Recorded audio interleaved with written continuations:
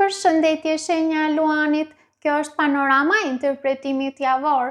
Pas lutjes dhe meditimit, kartat i ndavan 4 sfera jetësore, të cilat janë gjendja juaj, familja, dashuria, puna dhe një prizëm orakull.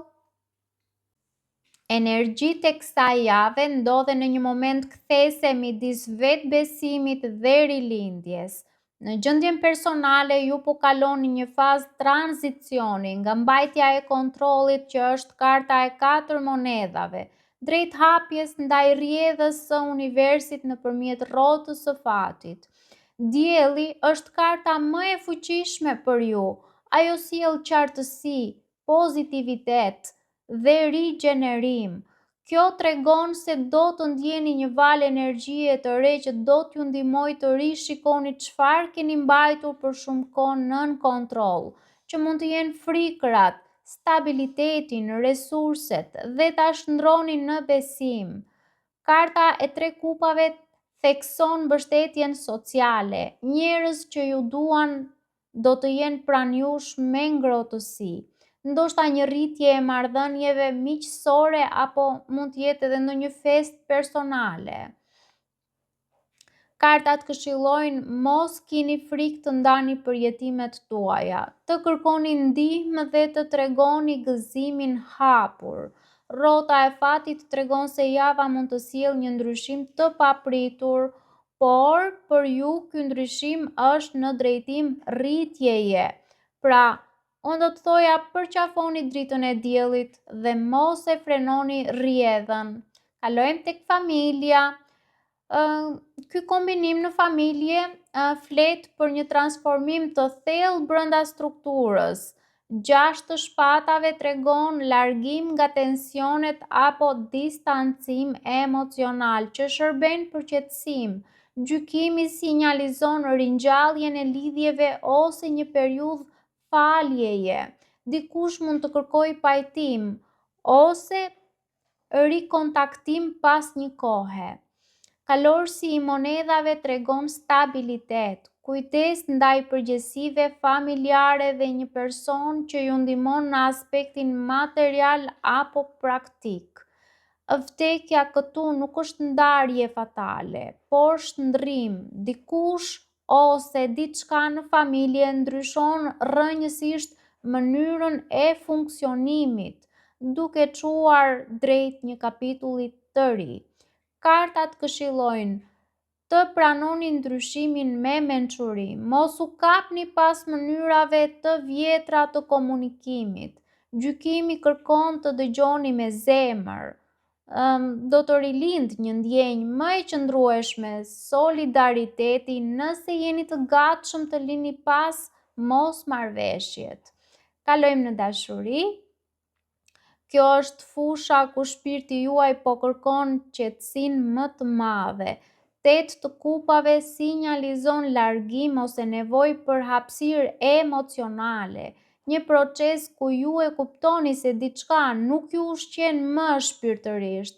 Kalorësi i shpatave sjell nxitim të komunikimit ose një përballje të vrazhd apo të sinqert, këtë e vendosni ju.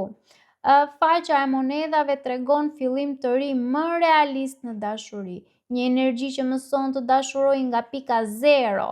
5 e kupave është ndjenja e humbjes apo zhgënjimit, por gjithmonë kujton se 2 kupa mbeten pas, pra ka ende potencial për dashuri, në një formë më të pjekur, në një formë më të rritur, sepse pas zhgënjimit ne rritemi, piqemi, mësojmë më shumë dhe dimë më shumë, kemi eksperiencë.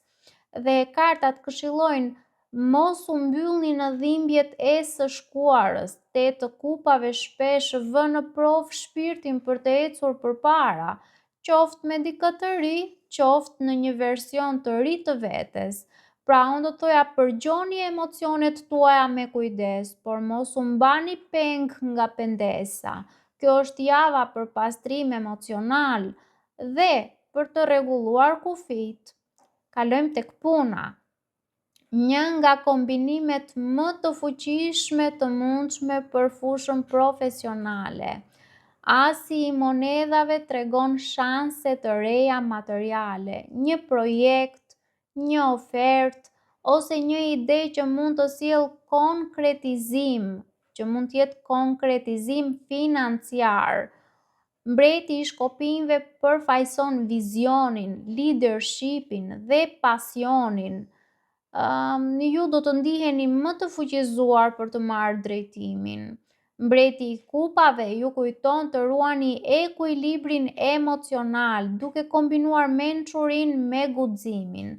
Asi i shpatave sjell qartësi psikologjike, komunikim, fuqinë për të marrë vendime të rëndësishme dhe për të prerë pengesat që pengojnë suksesin. Prandaj kartat këshillojnë që java është e përsosur për të lançuar diçka të re, për të manifestuar një qëllim profesional ose për të dhënë një mesazh të qartë që shkon drejt suksesit. Gjithë kombinimi i 4 kartave tregon triumf të vërtet nëse veproni me zemër, por edhe me strategji. Kalojmë tek Prism Oracle, ku kemi vetëdija. Ky orakull përmbyll të gjithë kuadrin shpirtëror të leximit. Vetëdija është niveli i ri i zgjimit që po përfitoni këtë javë. Për ju, dielli doli si kartë kryesore dhe bashkë me këtë orakull tregon rritje të ndjeshme të dritës së brendshme. Ju po bëheni më të vetëdijshëm për peshën e fjalës, për peshën e qëllimit, për peshën e shpresës.